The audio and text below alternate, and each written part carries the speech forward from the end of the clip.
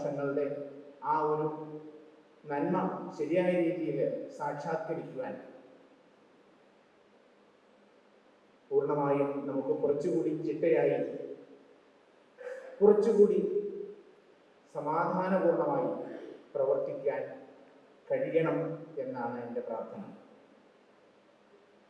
ഓരോരോ കാര്യങ്ങളിലും കുറച്ചുകൂടി കൃത്യമായ ട്രെയിനിങ് നേടിക്കൊണ്ട്, സ്കിൽസ് അച്ചീവ് ചെയ്തുകൊണ്ട് നമ്മുടെ സമൂഹത്തിലും നമ്മുടെ വീടുകളിലും നമ്മുടെ കുടുംബജീവിതത്തിലും ഒക്കെ ഉണ്ടായിക്കൊണ്ടിരിക്കുന്ന പലതരത്തിലുള്ള ഛിദ്രങ്ങളെ മറികടക്കാനുള്ള ശേഷിയും ശേമുഷിയും നാം കുറച്ചുകൂടി കൈവരിക്കേണ്ടിയിരിക്കുന്നു.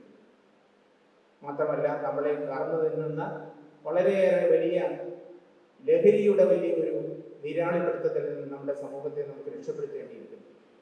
ആദരണീയരായിട്ടുള്ള വ്യക്തികളെ, സദസ്സിലുള്ളവരെ, ഏറെ സന്തോഷം തോന്നുന്നു ഇന്ന് സേവാഭാരതിയിലെ ഈ ഒരു പരിപാടിയുടെ ഭാഗമാവാൻ സാധിച്ചത്.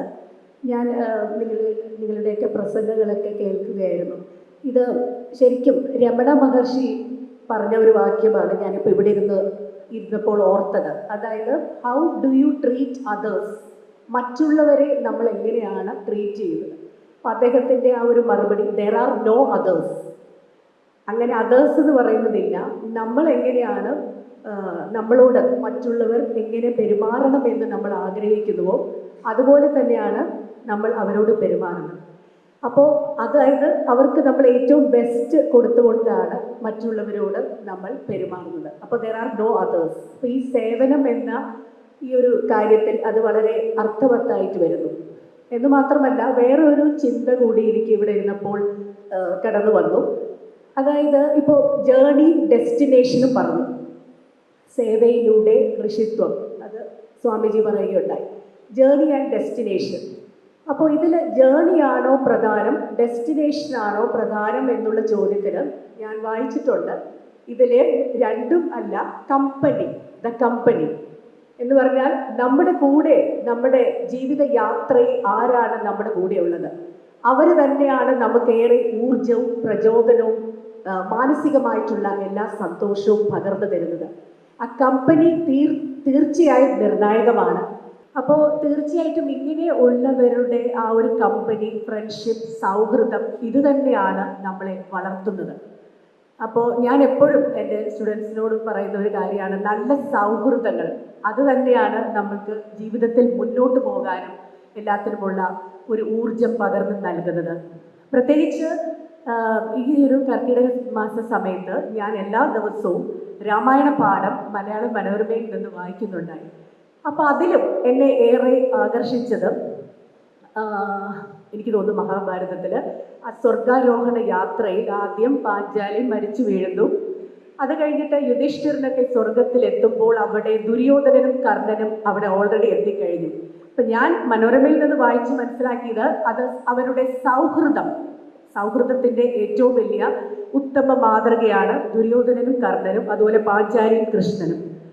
അപ്പോൾ ആ സൗഹൃദത്തിന് അത്രമാത്രം വിലയുണ്ട് എന്നുള്ളത് ഞാൻ അപ്പോഴാണ് വായിച്ച് മനസ്സിലാക്കിയത്.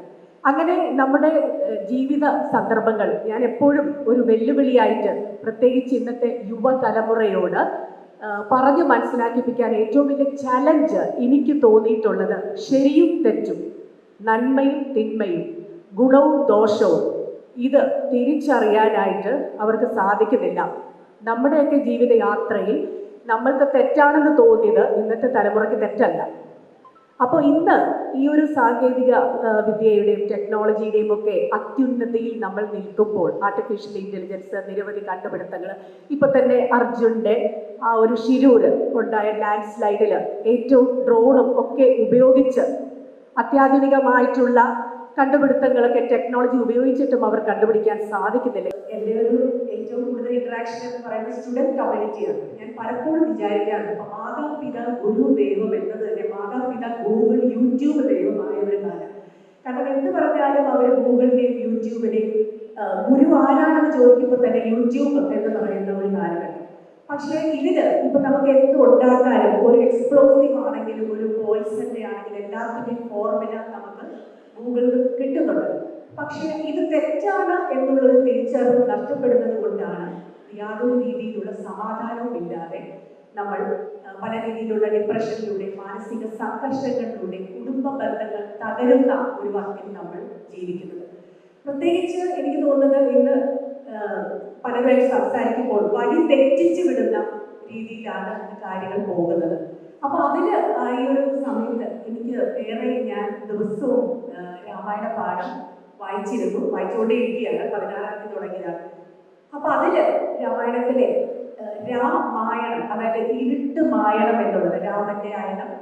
അപ്പൊ അതിലെ കഥാപാത്രങ്ങളും ജീവിത സന്ദർഭങ്ങളും ശരിക്കും കുടുംബ ബന്ധങ്ങളെ കുറിച്ചും, അതായത് പിതാവും പുത്രനും, സഹോദരങ്ങൾ തമ്മിലുള്ളതും ഭാര്യയും ഭർത്താവും തമ്മിലുള്ള പല ബന്ധങ്ങളിലൂടെ ആണ് നമുക്കിതിന് ഒരു പ്രചോദനം ലഭിക്കുന്നത്. അതായത് നമ്മൾ ജീവിതത്തിൽ നേരിടുന്ന ഏതൊരു പ്രതിസന്ധിയിലും പ്രശ്നങ്ങളിലും അതിൽ തന്നെ പരിഹാരം, സൊല്യൂഷൻ ഉണ്ടെന്നാണ്.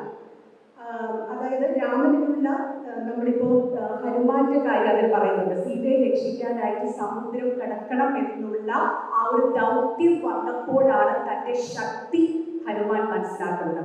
അങ്ങനെ നിരവധി സന്ദർഭങ്ങൾ ഇപ്പോൾ അതിൽ ഞാൻ വായിച്ചതാണ്. നമ്മുടെ ഓരോ വ്യക്തിയുടെ ഉള്ളിലും ഒരു മനുഷ്യ ആയുസ്സിൽ ഒരു രാവണ യുദ്ധം നടന്നുകൊണ്ടിരിക്കുകയാണ്, നന്മയും തിന്മയും. അപ്പോൾ ഇത് നമ്മൾ തിരിച്ചറിഞ്ഞാൽ തന്നെ നമുക്ക് പല നന്മകളും ചെയ്യാനായിട്ട് സാധിക്കും. അപ്പൊ ഈ നന്മകൾ എന്ന് പറയുമ്പോൾ ഞാൻ വേറൊരു സത്യം കൂടി മനസ്സിലാക്കിയത്, നമ്മൾക്ക് ഈ ഫൈനാൻഷ്യൽ ആയിട്ടുള്ളതല്ലാതെ നമ്മുടെ നാക്കുകൊണ്ട് മറ്റുള്ളവരെ പ്രചോദനം കൊടുക്കുന്ന, ആശ്വസിപ്പിക്കുന്ന, സാന്ത്വനിപ്പിക്കുന്ന, അവരുടെ വളർച്ചയ്ക്കും ഉയർച്ചയ്ക്കും സമാധാനത്തിനും ഒരു പുഞ്ചിരിക്ക് കാരണമാകുന്ന രീതിയിലൊക്കെ നമ്മൾ സംസാരിക്കുകയാണെങ്കിൽ തീർച്ചയായിട്ടും അതൊരു ഹീലിംഗ് ആയിട്ടുള്ള ഒരു ദൗത്യമായിരിക്കും. കാരണം ഇതിപ്പോൾ നമ്മൾ സൈബറിലൊക്കെ ആണെങ്കിലും ഓൺലൈൻ മീഡിയയിലൊക്കെ ആണെങ്കിലും കൂടുതൽ നമ്മൾ കാണുന്നത് പരിഹാസവും പുച്ഛവും, ഒരാളെ എങ്ങനെ നമുക്ക് തകർത്ത് കളയാം. പ്രത്യേകിച്ച് നമ്മൾ കമന്റ്സ് ഒക്കെ നോക്കുമ്പോൾ വളരെ മോശമായിട്ടുള്ള രീതിയിലാണ്. ഞാൻ എപ്പോഴും വിചാരിക്കാറില്ല, ശരിക്കും ഒരു സൈബറിലൊക്കെ എങ്ങനെ ബിഹേവ് ചെയ്യണമെന്നുള്ളത് കൂടി നമ്മൾ ചിന്തിക്കേണ്ടിയിരിക്കുന്നു. പലപ്പോഴും നമ്മുടെ നാക്കിന്റെ പവർ, ഇപ്പൊ നേരത്തെ സ്വാമിജി തന്നെ പറഞ്ഞു, മനസ്സിലാണ് എല്ലാം കിടക്കുന്നത്, എല്ലാത്തിന്റെയും താക്കോൽ. ഇന്നിപ്പോ വേദനിക്കുന്ന, വിഷമിക്കുന്ന, പ്രതിസന്ധികൾ, സമ്മർദ്ദം, സഹനങ്ങൾ, ഇതൊക്കെ നേരിടുന്ന ഈ ഒരു ലോകത്തിൽ നമ്മൾക്ക് അവർക്കൊരു പ്രാർത്ഥനയും ആശ്വാസവും അനുഗ്രഹവും ആകാൻ സാധിച്ചാൽ അത് ഏറെ ഒരു ബ്ലെസ്സിങ് ആയിരിക്കും എന്നാണ് ഞാൻ വിശ്വസിക്കുന്നത്. കാരണം ഇപ്പൊ നമ്മൾ അമേരിക്കയിലൊക്കെ നമ്മൾ വായിക്കുന്നതാണ് തോക്കിന്റെയൊക്കെ ഉപയോഗം. നമുക്കറിയാം, ട്രംപിന് വരെ ചെറിയ വെടിയേറ്റ്. അപ്പൊ ഞാൻ പലപ്പോഴും ചിന്തിക്കാറുണ്ട്, അമേരിക്കയിൽ തോക്കാണെങ്കിൽ ഇവിടെ നാക്കാണ്. കാരണം ആ ഒരു ഉപയോഗങ്ങൾ നമ്മൾ പലപ്പോഴും മറ്റുള്ളവരെ വീഴ്ത്താനാണ് ഉപയോഗിക്കുന്നത്. അപ്പൊ അത് നമ്മളേറെ ഒരു പ്രചോദനമൊക്കെ ആയിട്ട് ഉപയോഗിക്കുകയാണെങ്കിൽ ഈ പറയുന്ന പോലെ ആ ഇരുട്ട് മാറാനും ഒക്കെ സാധിക്കുന്നുണ്ട്. അപ്പൊ ഇതിന് ഈ രാമായണത്തിലെ കഥാപാത്രങ്ങൾ നമ്മൾ നോക്കുകയാണെങ്കിൽ ഇപ്പം രാജ്യവും അധികാരവും ഒക്കെ തനിക്ക് ലഭിച്ചിട്ടും അതിൽ ലെവലേഷൻ ലഭിക്കാതെ ജ്യേഷ്ഠന്റെ പാതകം സിംഹാസനത്തിൽ വെച്ച് 14 വർഷം രാമന്റെ മടങ്ങിവരവിനായിട്ട് കാത്തിരിക്കുന്ന ഭരതനുണ്ട്. പിന്നെ അതുപോലെ തന്നെ ലക്ഷ്മണൻ രാമന്റെ കൂടെ പോകുന്ന ആ ഒരു സഹോദര സ്നേഹം, പിന്നെ ഭർത്താവിനെ പിരിയാനായിട്ട് വിധിക്കപ്പെടുന്ന ഊർമിള, ഇതൊക്കെ ശരിക്കും ശക്തമായിട്ടുള്ള കഥാപാത്രങ്ങളാണ്. ശരിക്കും എൻ്റെ ജീവിതത്തിലും എനിക്ക് ഏറെ പ്രചോദനമായിട്ടുള്ളതാണ്. കാരണം പലതിനും ഒരു മൂല കാരണമുള്ളതായിട്ട് ഞാൻ മനസ്സിലാക്കി. ഞാൻ ഓരോ ദിവസവും വായിക്കുന്നതിലൂടെ, അതായത് ഒരു പുത്രശോകം എന്ന് പറയുന്നത് ദശരഥ മഹാരാജാവ് വരുന്നത്, അതൊരു മൂല കാരണം ഞാൻ വായിച്ചു. മുനി ശ്രവണകുമാരന്റെ അന്ധരായിട്ടുള്ള മാതാപിതാക്കളുടെ ശാപം കൊണ്ടാണ്. അപ്പൊ ഓരോന്നിനും ഓരോ മൂല കാരണം വരുന്നുണ്ട്. ഓരോന്നും നമ്മൾ നോക്കുകയാണിപ്പോൾ. അതുപോലെ തന്നെ ഞാൻ മനസ്സിലാക്കി നെഗറ്റീവ് ക്യാരക്ടേഴ്സിന്റെ പവർ. ഇപ്പൊ മന്ദര, കൈകേയിയുടെ തോഴി മന്ദര പറഞ്ഞു കൊടുത്തത് കൊണ്ടാണ് ഭരതനെ രാജാവായിട്ട് വാഴിക്കാനായിട്ട് പറയുന്നത്. ഓരോ ക്യാരക്ടേഴ്സിനും ഓരോ റോള് പ്ലേ ചെയ്യുന്നുണ്ട്.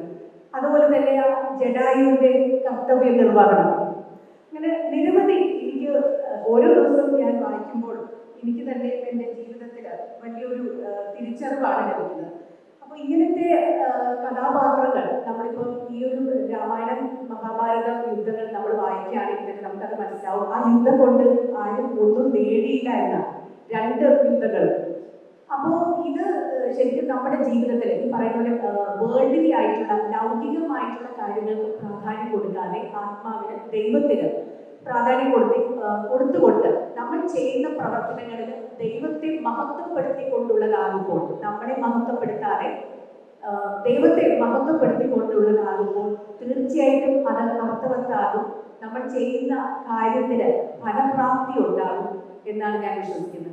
അപ്പോൾ പ്രത്യേകിച്ച് ഇങ്ങനെയുള്ള സേവാഭാരതി പോലുള്ള സംഘടനകളുടെ പ്രവർത്തനങ്ങൾ വളരെയധികം പ്രൈസ്വേർതി ആയിട്ടുള്ളതാണ്. ഇനിയും ഇതുപോലുള്ള സംഘടനകൾ, ഇനിയും ആൾക്കാർ, നന്മയുള്ളവരൊക്കെ കടന്നു വരട്ടെ. ആ ഒരു ഗിവിങ്ങിന്റെ joy, more than taking, giving, ഒരു ചിയർഫുൾ ആയിട്ടുള്ള സെൽഫ്ലെസ് അൺകണ്ടീഷണൽ ആയിട്ട് നമ്മൾ കൊടുക്കുമ്പോൾ ഒരു അപ്പോഴാണ് നമ്മൾ ട്രൂ ഗിവർ ആവുന്നത്. ഒരു മറ്റ് അജണ്ടയോ മറ്റു ഉദ്ദേശങ്ങളോ ഒന്നും ഇല്ലാതെ നമ്മൾ ചെയ്യുന്ന ഓരോ പ്രവർത്തനങ്ങൾ മറ്റുള്ളവരുടെ സന്തോഷത്തിനും ഒരു പുഞ്ചിരിക്കും കാരണമാവുകയാണെങ്കിൽ അതിലും വലുതായിട്ടുള്ള അനുഗ്രഹം വേറെയില്ല. അപ്പൊ നമ്മുടെ ഈ ഒരു വ്യക്തിബന്ധങ്ങൾക്കുമൊക്കെ എനിക്ക് തോന്നുന്നു രാമായണത്തെക്കാട്ടിലും വലിയൊരു മാതൃക വേറെയില്ല. ഇത് തന്നെയാണ് ഇതിലെ കഥാപാത്രങ്ങളും കഥാസന്ദർഭങ്ങളും ഒക്കെ നമുക്ക് നമ്മുടെ ജീവിതയാത്രയിൽ നമ്മൾ നേരിട്ട് കൊണ്ടിരിക്കുന്ന പ്രതിസന്ധികൾക്കൊക്കെ ഒരു ഉത്തരമായിട്ട് വരികയാണ്. അപ്പോൾ ഈ ഒരു പരിപാടിയിലോട്ട് എന്നെ വിളിച്ചതിൽ ഏറെ സന്തോഷമുണ്ട്. തുടർന്നും ഇതിൻ്റെ എല്ലാ വിധത്തിലുള്ള മുന്നോട്ടുള്ള യാത്രയിൽ ദൈവം സമൃദ്ധിയായിട്ട് ഇതിൻ്റെ പ്രവർത്തനങ്ങളെയൊക്കെ അനുഗ്രഹിക്കുകയും എല്ലാവർക്കും അത് ഫലമണിയുകയും ചെയ്യട്ടെ. Thank you so much.